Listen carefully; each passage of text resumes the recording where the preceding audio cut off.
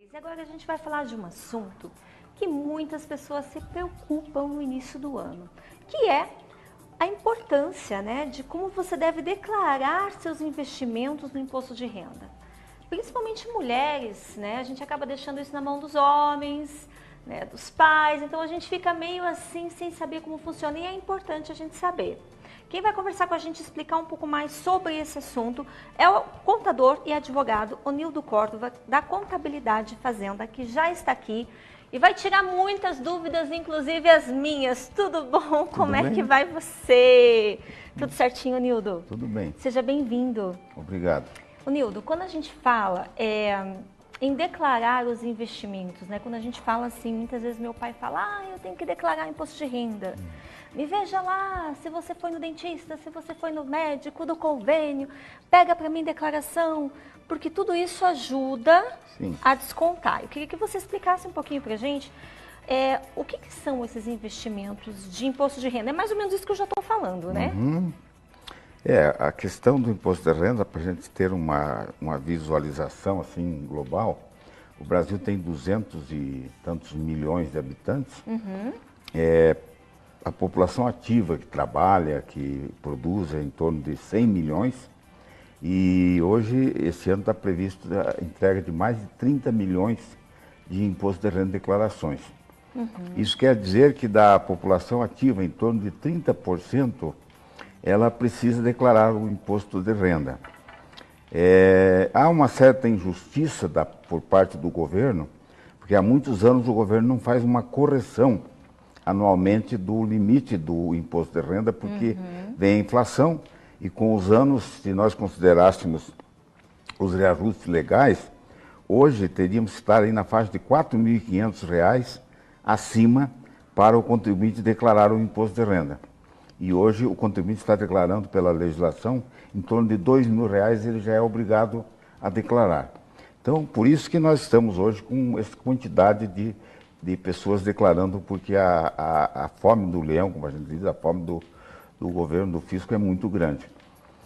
Com relação a essas deduções que você falou, quando a pessoa ganha acima de R$ 2.000, então ele seria obrigado a declarar o imposto de renda mensais, que dá em torno de R$ 28.500 anuais, porque a declaração era falada em ano, não é mesmo?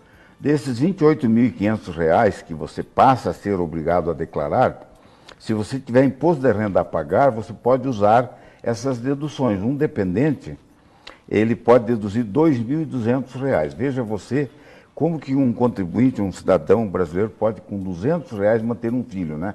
E ele pode só usar esse limite. Quando a pessoa paga, a escola paga para o filho, uma faculdade ou um colégio, ele pode deduzir em torno de R$ 300 mês. Também praticamente não existe em colégios essa faixa de R$ 300. Então as deduções, além dessa dedução do dependente da escola, você pode deduzir médico, dentista, psicólogo, hospital. Essas deduções são sem limites.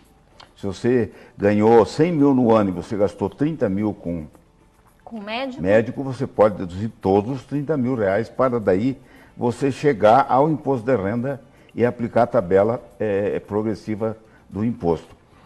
Também tem muitas pessoas que não usam deduzir essas despesas que nós falamos. O governo também criou o desconto padrão, que é 20%. Se uma pessoa ganhou R$ 6.000 mês, digamos 80 mil ano, ele pode deduzir 20% de R$ 16.000 e daí ele não precisa comprovar médico, dentista, psicólogo, dependentes, escola, até 20%, limitado a esses 16 mil e poucos reais, você também pode usar.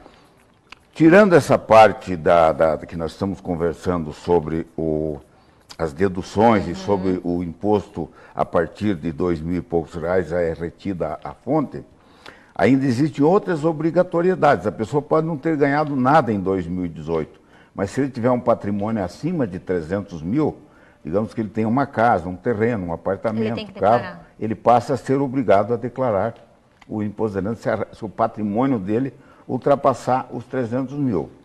Também, se ele tiver um rendimento isento acima de 40 mil, esse rendimento isento seria essa linha que você falou das aplicações financeiras.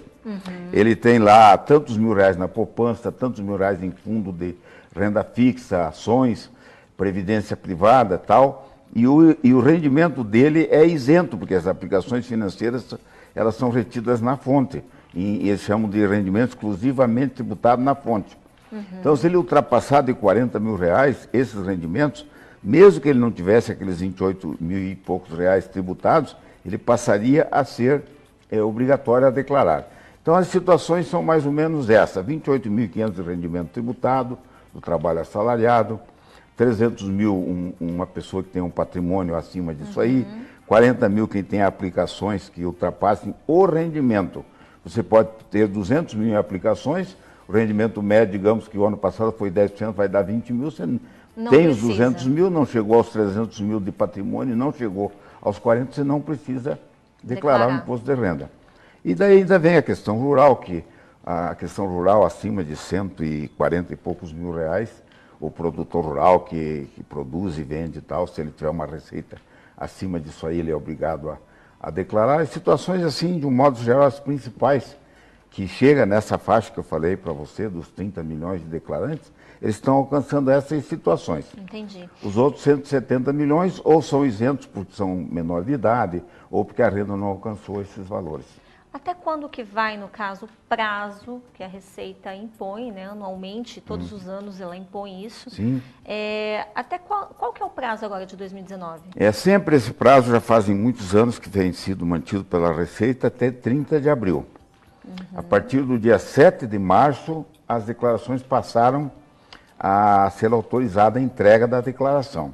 E até 30 de abril ela é obrigatória.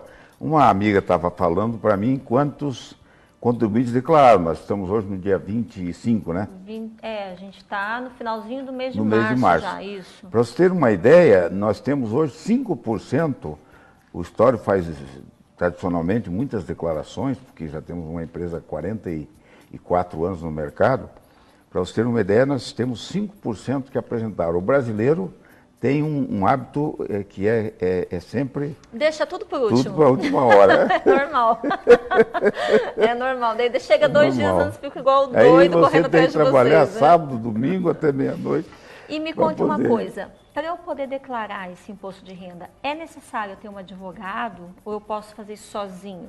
Você veja bem, a Receita, ela tem contador, tentado simplificar muito as declarações para que cada cidadão faça o seu imposto de renda. Mas geralmente as pessoas buscam um Mas contador, as pessoas têm muita dificuldade de saber esse rendimento isento, substituição tributária, rendimento tributado na fonte, deduções, médico, dentista, como nós falamos, psicólogo, dependente, educação.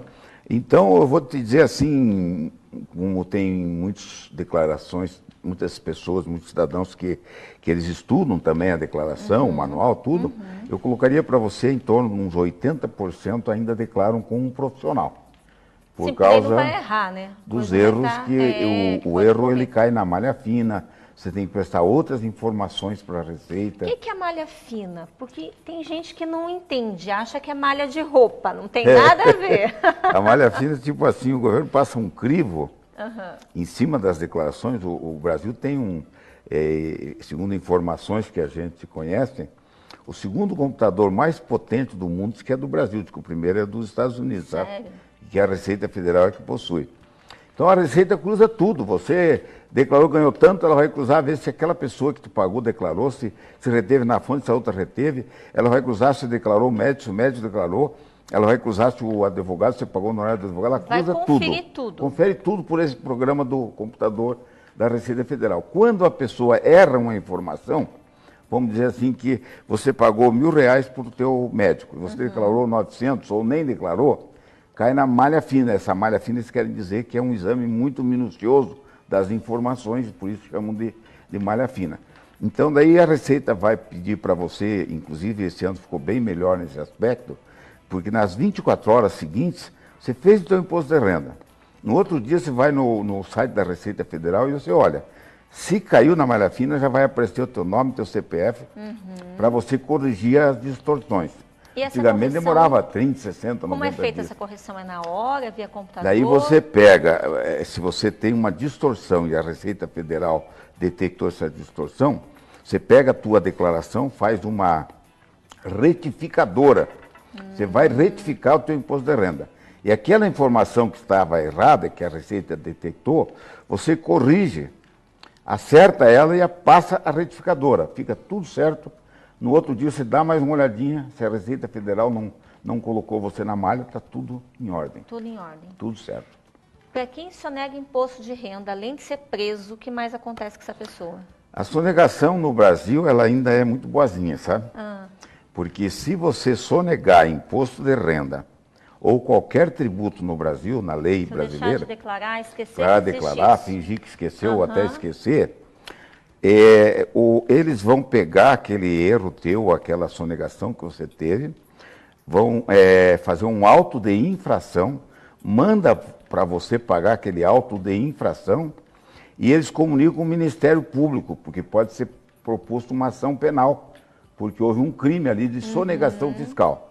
Mas aí que eu disse para você que ainda a legislação brasileira é boazinha, porque no momento, antes de você ser denunciada, processada, que você vai responder o processo criminal, se você pagar ou parcelar aquele crime que seria de sonegação fiscal, e você resolver assumir a dívida, aquele débito fiscal, você fica isenta do processo criminal, tá? Ainda pode pagar em Ainda vezes. pode pagar e parcelar. Bacana. Então é muito bom. É. O governo brasileiro tem muitas coisas que ele é ruim, mas algumas poucas ele é bonzinho. Ele é que nem essa bonzinho, aí. nessa pelo menos graças Nessa a aí. Deus. Seu Nildo, eu vou deixar então aqui o seu contato, porque eu tenho certeza que tem muita gente que vai buscá-lo, porque é importante fazer algo certo. Vocês viram, para não cair na malha fina, tem que estar com um profissional adequado para poder fazer a sua declaração do imposto de renda. Está ali então, fazendo a contabilidade. Só entrar em contato com você ali. Pode entrar em contato nós temos uma empresa de 30 e poucos colaboradores e nós temos uma estrutura muito bem preparada para imposto de renda.